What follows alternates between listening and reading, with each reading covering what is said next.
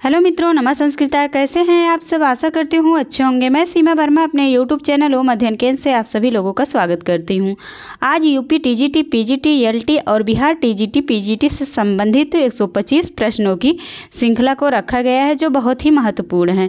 तो प्रश्नोत्तरी शुरू करने से पहले आप सभी मित्रों से अनुरोध है, जिन्होंने चैनल को सब्सक्राइब नहीं किया, प्लीज़ चैनल को लाइक, सब्सक्राइब, शेयर करिएगा। पिछले प्रश्नोत्तरी में 80 नंबर प्रश्न तक प्रश्नोत्तरी हो गई थी। आज 81 नंबर प्रश्न से प्रश्नोत्तरी होगी। तो चलिए फ्रेंड्स, शुरू करते हैं।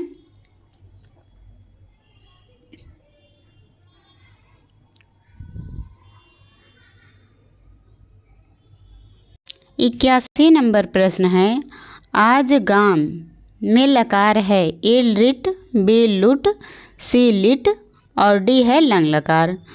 तो कौन सा सही हो जाएगा 81 का? आज गाम में लिट लकार का प्रयोग हुआ है, सी ऑप्शन सही हो जाएगा। इसके बाद आगे चलते हैं। वाहाह पद का अर्थ है ए हाथी, बी घोड़े, सी मेघ और डी सिंह। वाहाह का अर्थ क्या है? घोड़े, बी ऑप्शन सही हो जाएगा। 83 नंबर प्रश्न है, सास धातु का लट लकार प्रथम पुरुष बहुवचन का रूप है ए सासंती, बी सासंते, सी सासती और डी है सासंतु। सास धातु लट लकार प्रथम पुरुष बहुवचन में, तो कौन सा सही हो जाएगा? सासती, सी ऑप्शन सही हो जाएगा। 83 का सी। आगे चलते हैं। लड़के सोते हैं का अनुवाद करें। लड़के सोते हैं।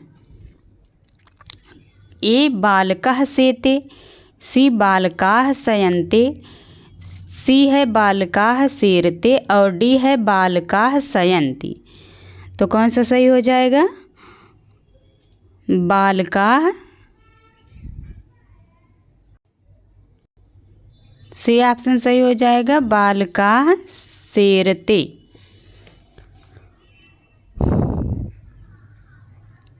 पचासी नंबर प्रश्न है,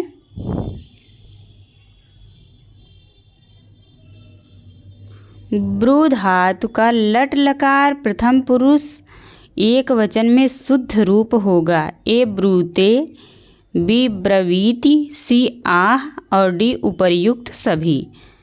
तो कौन सा सही हो जाएगा? 85 का डी ऑप्शन सही हो जाएगा। ब्रूते भी बनता है, ब्रवीति और आह तीनों बनते हैं। ब्रू धातु लट लकार प्रथम पुरुष एक वचन में। अगला प्रश्न देखते हैं। दुह धातु लिट लकार उत्तम पुरुष एक वचन में रूप होगा। ए है दोध्यामी, बी है दुच्छ्यामी और सी है धोच्छ्यामी, डी दुहिष्यामी। तो कौन सा ऑप्शन सही हो जाएगा? 86 का धोच्छ्यामी रूप बनता है, सी ऑप्शन सही हो जाएगा। दुह धातु लट लकार उत्तम पुरुष एक वचन में, धोच्छ्यामी, धोच्छ्यामी, धोच्छ्यावः, धोच्छ्यामः। अगला प्रश्न देखते हैं। 87 नंबर है, नी धातु का लोट लकार का रूप नहीं है। नहीं पूछा है, नहीं है। ए नयत, बी नयामः, सी नयाम, डी है नयतम। तो कौन सा नहीं है? नयामः रूप नहीं है। 88 नंबर प्रश्न है, मुक्तक काव्य के प्रथम कवि माने जाते हैं ए भर्तृहरि, बी अमरुक, सी जगन्नाथ, डी नारायण पंडित। तो कौन सा सही हो जाएगा? भर्तृहरि मुक्तक काव्य के प्रथम कवि माने जाते हैं, ए ऑप्शन सही हो जाएगा उसमें।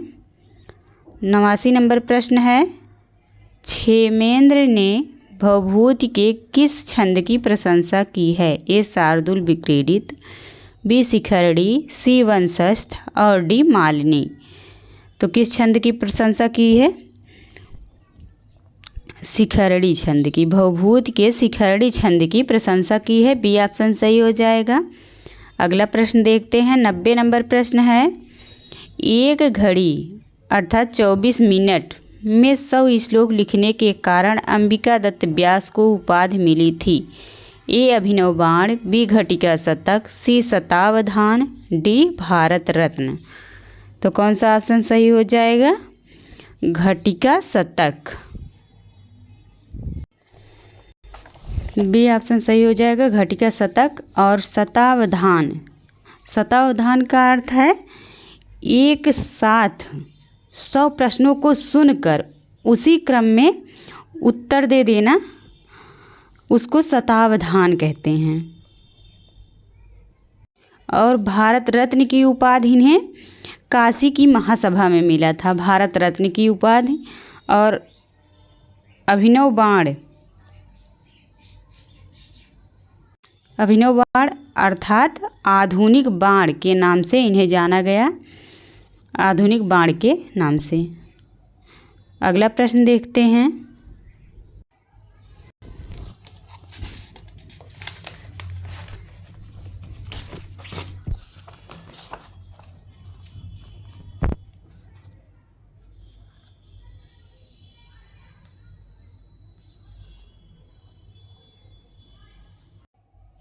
समेन सिद्धिम मुनयो न भूभृता, यह कथन है ए वासंती का, बी द्रौपदी का, सी वनेचर का और डी कर्ण का।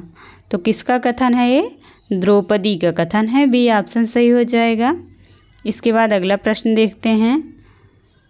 धूमित ज्योति सलिल मरुताम सन्निपाता कौन है? ए यक्ष, बी मेघ, सी कुबेर, डी यक्षिणी।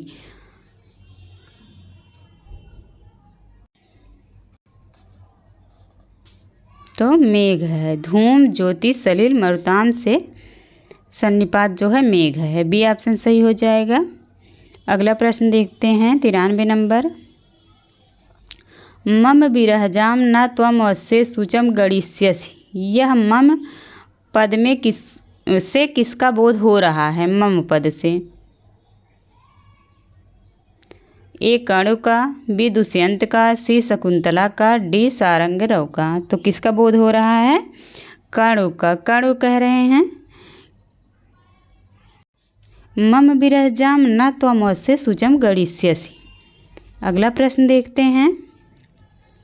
किस कवि ने राजनीति की तुलना वेश्या से की है? ए भारवी, बी भवभूति, सी बाणभट्ट और डी भर्तृहरि। तो किसने वेश्या से तुलना की है राजनीति की? भर्तृहरि ने। नीति शतक में भर्तृहरि ने राजनीति की तुलना वेश्या से की है। अगला प्रश्न देखते हैं।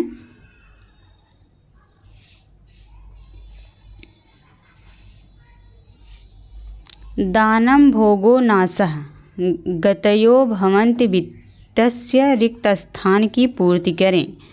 ए तीसरो, बी चतस्रः, सी पंच, डी भर्तृहरि। तो कौन सा ऑप्शन सही हो जाएगा? 95 का ए ऑप्शन सही हो जाएगा, तीसरा।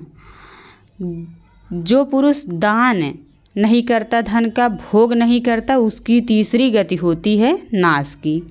तो 3 गतियाँ बताई गई हैं, धन की 3 गतियाँ। अगला प्रश्न है। भर्तृहरि ने मूर्खों के लिए एकमात्र आभूषण माना है। ए मौन, बी शील, सी विद्वता, डी धन।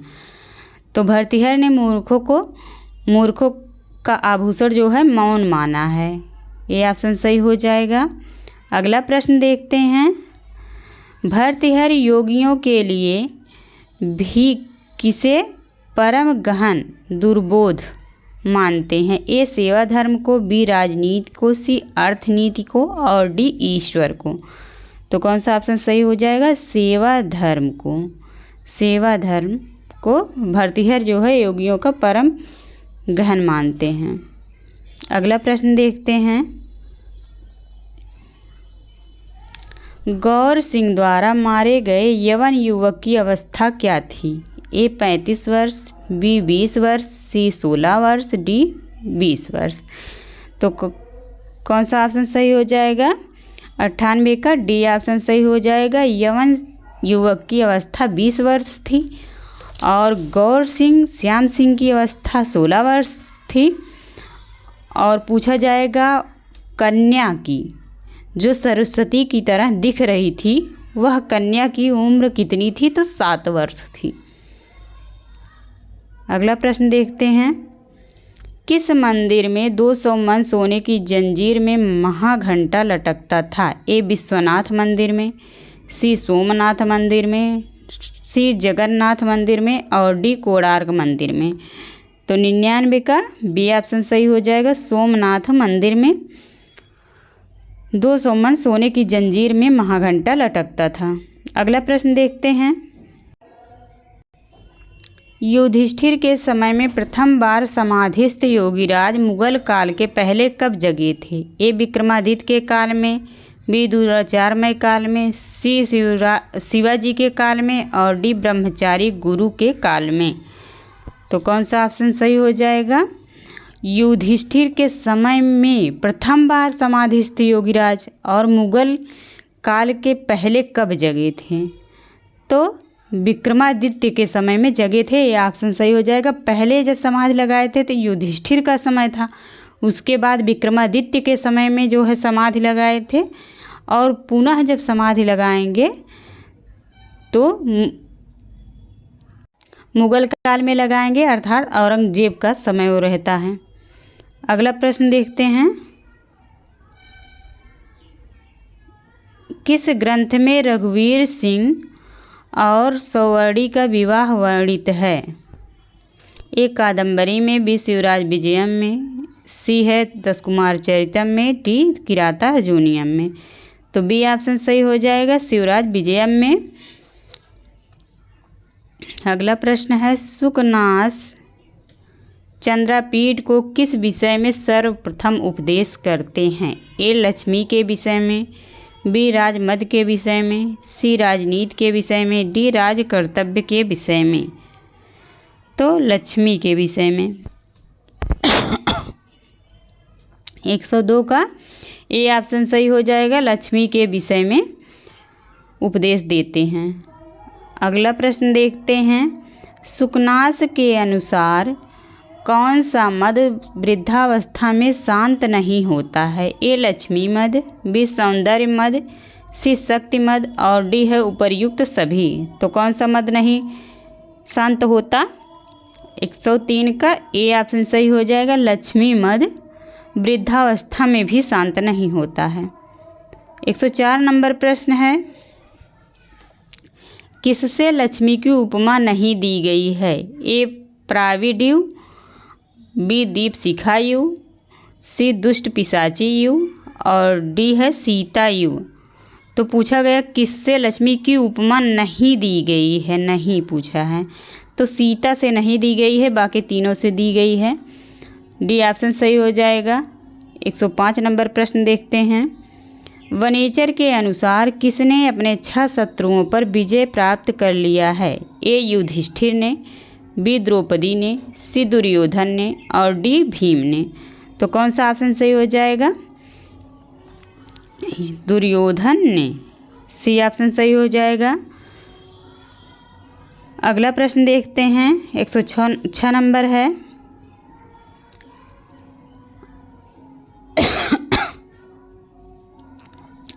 द्रुपद, आत्मजा, वृकोदरः, सुयोधन, वनेचर आदि पात्रों से युक्त रचना है। ए पंचरात्रम, बी शिशुपालवधम, सी किरातार्जुनीयम, डी है नलचंपू।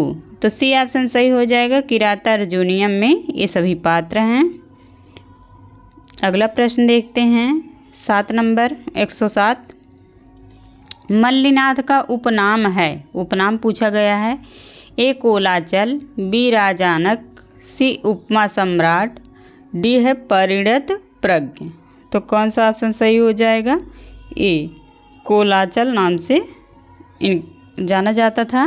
मल्लिनाथ का उपनाम कोलाचल है। अगला प्रश्न है 108 नंबर। उत्तर रामचरितम का मंगलाचरण है? ए आशीर्वादात्मक, बी नमस्कारात्मक, सी वस्तु निर्देशात्मक, डी है उपर्युक्त सभी। तो कौन सा ऑप्शन सही हो जाएगा? नमस्कारात्मक, बी ऑप्शन सही है।